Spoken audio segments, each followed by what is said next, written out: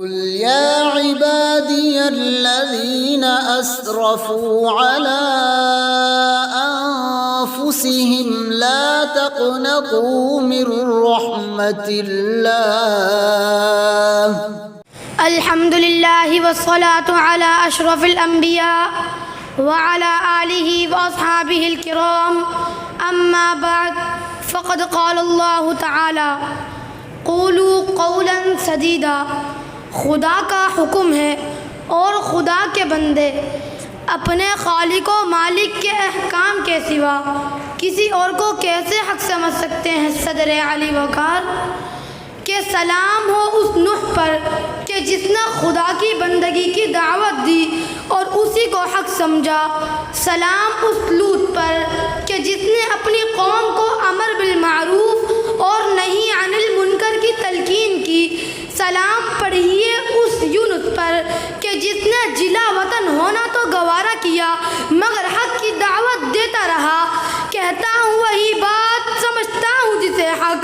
سلام اس موسیٰ پر کہ جس نے حق گوئی کی، سلام بھیجیے اس ابراہیم پر کہ جس نے آتش نمرود میں رہنا تو برداشت کیا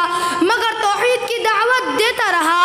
سلام کیجیے صدر علی وقار اس عیسیٰ کو کہ جس نے خدا کی عبادت کا حکم دیا،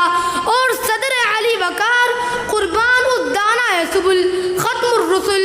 مولائے کل محمد الرسول اللہ پر کہ جس نے شعب ابی طالب میں پتے کھا کر گزارا کیا تو کبھی طائف میں لہو لہان ہوا اور کبھی جلا وطن کر دیا گیا مگر حق کی دعوت دیتا رہا، کہتا ہوں وہی بات سمجھتا ہوں جسے حق، سلام اس ابو بکر پر کہ جس نے تکالیف کے باوجود بھی کلمہ حق بلند کیا، سلام اس عمر فاروق پر کہ جس نے اعلاء کلمت اللہ کا پرچار کیا، اور سلام کریے اس عثمان ابن عفان پر کہ جس نے اپنے گھر میں محصور ہونا تو برداشت کیا مگر حق کی دعوت دیتا رہا، سلام اس علی ابن ابی طالب پر کہ جس نے عبد الرحمن ابن ملجم کے سامنے بھی نعرہ حق بلند کیا، سلام اس حبیب ابن زید پر کہ جس نے شہید ہونا تو گوارا کیا مگر حق کی دعوت دیتا رہا، سلام اس بلال حبشی پر کہ جلتے انگاروں پر بھی احد احد کی صدائیں لگاتا رہا، سلام اس حسین ابن علی پر کہ جس نے میدان کربلا میں بھی نعرہ حق بلند کیا کہ میں بھی خائف نہیں تخت دار سے، میں بھی منصور ہوں کہہ دو اغیار سے، کیوں ڈراتے ہو زندان کی دیوار سے، جہل کی بات کو ظلم کی رات کو میں نہیں مانتا میں نہیں جانتا۔ کلمہ حق بلند کرنا دین ابراہیمی کے پیروکاروں کا شیوا ہے۔ صدر علی وقار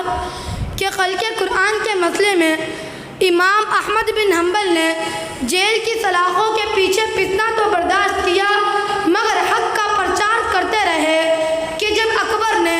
دین اسلام میں تجدید کی تو مجدد الف ثانی نے نعرہ حق بلند کرنے کے لیے مقید ہونا تو گوارا کیا کہ جب مسلمانوں پر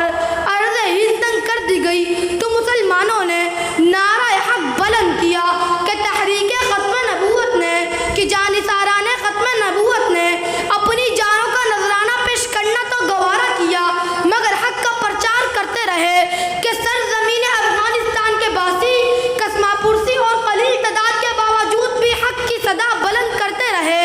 کہتا ہوں وہی بات سمجھتا ہوں جسے حق، نعابل مسجد ہوں نہ تہذیب کا فرزند، نعابل مسجد ہوں نہ تہذیب کا فرزند،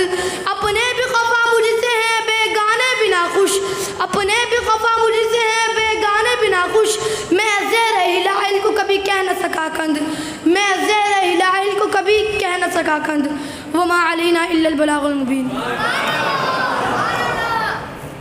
قل يا عبادي الذين أسرفوا على